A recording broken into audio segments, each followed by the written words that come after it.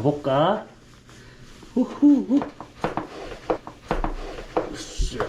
드디어 제가 로드 자전거를 샀습니다. 1년 동안 참 많이도 검색하며 실물도 보고 또 고민 끝에 가성비 좋은 국산 3천리 자전거의 프리미엄 브랜드인 첼로 엘리아 7으로 선택했어요. 코로나 시국 이후 자전거 가격이 너무나 비싸져서 트랙이나 스페셜라이즈드 같은 브랜드들이 할인을 함에도 불구하고 수입 브랜드는 여전히 고가라 원하는 사양을 사기에는 총알이 부족하더라고요. 500만원 이상 되어야 한번 비벼볼만 했어요. 사실 취미생활에 정말 중복 투자를 많이 한 저로서는 이번만큼은 피하고 싶어서 제대로 된 사양을 사고 싶었어요. 일단 프레임은 풀카본에 전동구동계를 장착한 예쁜 자전거를 찾고 있었는데 세파시 리파인드 6가 너무 멋져 보이더라고요. 거기다가 카본휠까지 장착한 리파인드는 구하기도 쉽지가 않았는데 때마침 비슷한 사양으로 첼로 엘리아 7이 할인까지 하기에 바로 구입을 했습니다. 늘 MTB만 타왔던 제가 처음 에어로 자전거를 받아보니 우선 얇고 매끈한 모습에 반했고 용롱한 색상이 마음에 들었고, 사실 로드 자전거로는 8.4kg는 작은 무게가 아니지만 MTB에 비해 상대적으로 가벼워서 참 좋았습니다. 일단 무엇보다 내 눈에 예쁜 자전거라 한 번 더 타게 될 것 같다는 기대감으로 설레었지요. 하지만 유튜버께서 엘리엇은 시퍼스트의 소음 문제와 브레이크 불량으로 문제 제기를 했기에 살짝 걱정되는 것도 사실이었습니다. 그래서 자주 가는 집 앞에 부산 만둣고개에 다녀오기로 했습니다. 짧은 거리임에도 이 만둣고개는 약간의 오르막과 다운힐까지 할 수 있는 곳이라 테스트하기에 충분했죠. 그나저나 부산은 정말 자전거 도로가 좋지 않습니다. 도로의 좁은 폭우로 인해서 자동차 운전자 역시 배려가 좋지가 않아요. 항상 공도를 자전거로 이용할 때에는 정말 조심해야 합니다.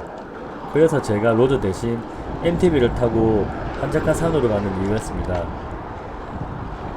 일단 로드 자전거, 특히 에어로 자전거를 타보니 상체를 숙이게 하는 불편함은 이만저만이 아니네요. MTB와 다른 포지션으로 인해서 살짝 적응이 안됩니다. 하지만 평지에서 발른 족족 앞으로 나가는 성능은 상당히 만족스럽습니다. 그렇지만 힘든 건 똑같네요. 자전거의 성능에 비해 라이드의 체력이 저질이라 제가 감히 자전거를 평가할 수가 없습니다. 다행스러운 것은 오래 했던 시퍼스트의 소음과 브레이크가 밀리는 불량은 없네요. 아마 그분께서는 조립을 살짝 잘못하지 않았을까 하는 생각이 듭니다. 카본 프레임이 어떻고 에어로 핸들이 어떻고 또 카본 힐이 어떻고 이건 솔직히 잘 모르겠습니다. 말씀드렸듯이 제 체력에 비해서 월등히 높은 사양이라 평가 불가네요. 다만 이 시마노 DI2 전동 구동계가 물건입니다. 변속할 때마다 찡찡 거리는 소리는 감성이 제대로네요. 기계식 울테그라나 듀라에스를 사용했던 라이드라도 전자식 105 DI2를 사용해 본다면 분명 만족할 듯 합니다. 림브레이크에서 디스크 브레이크 변경보다 기계식에서 전자식 구동기의 변경이 확 와닿을 겁니다. 전자식에서 기계식으로는 돌아가지 못할 것 같아요. 무명이 이기가 참으로 무섭네요. 개미주역에 빠지지 않을까 벌써 겁이 납니다. MTB만 타다가 로드 자전거를 타본 자리인의 솔직한 평가를 말하자면 오르막은 둘 다 힘든 건 마찬가지지만 MTB는 높은 기어비로 거북이처럼 어떻게든 올라는 가는데 로드는 많이 힘드네요. 이 첼로 엘리엇 7은 크랭크와 스프라켓의 1대1 비율로 오르막이 수월하다고 했는데 힘들어요.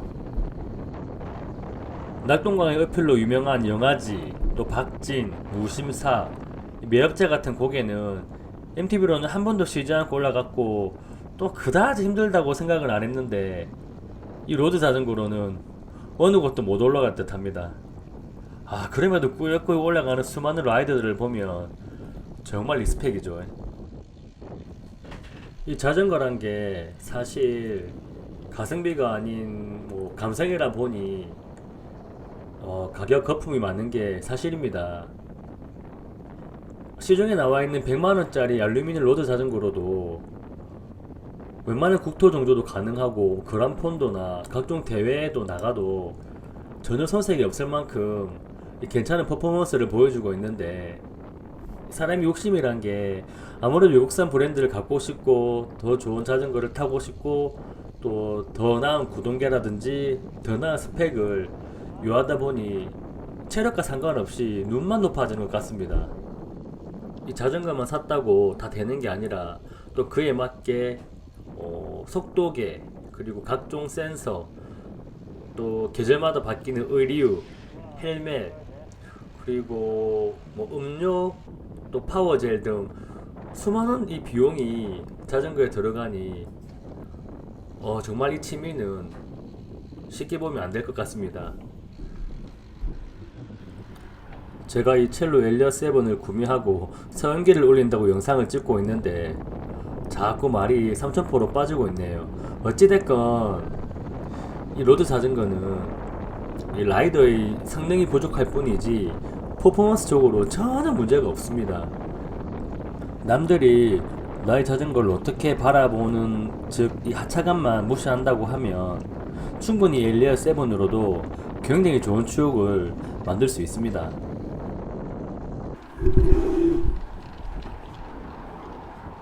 내 눈에 예쁜 자전거가 최고다라는 명언같이 본인만 마음에 든다면 그게 최고의 자전거가 아닐까 생각이 드네요. 이 스크립트 없이 생각나는 대로 말하는 영상이라 앞뒤가 맞지 않는 부분도 많겠지만 분명히 엘리엇은 상당히 만족스럽습니다. 다만 문제 발생 시 AS가 원활할지는 의문이네요. 첼로는 대부분 전국 삼천리 자전거에서 수리가 가능하다는데 나름 프리미엄 자전거임에도 삼천리 매장에서 가능하다는 게 안타깝습니다. 첼로 역시 도요타나 제네시스처럼 별도 브랜드를 취급을 한다면 분명 지금보다 이미지 상승도 기대되고 외산 브랜드를 선호하는 국내 소비자들에게도 반가운 소식일 텐데 아쉽습니다. 국내 첼로 팀이 대회에서 우승한 이력도 있는 걸로 봐서 좋은 자전거임에는 분명합니다. 저 또한 이 녀석과 오래오래 좋은 추억을 가져볼까 해요. 종종 영상 올리겠습니다. 감사합니다. 언제나 안전운전하세요.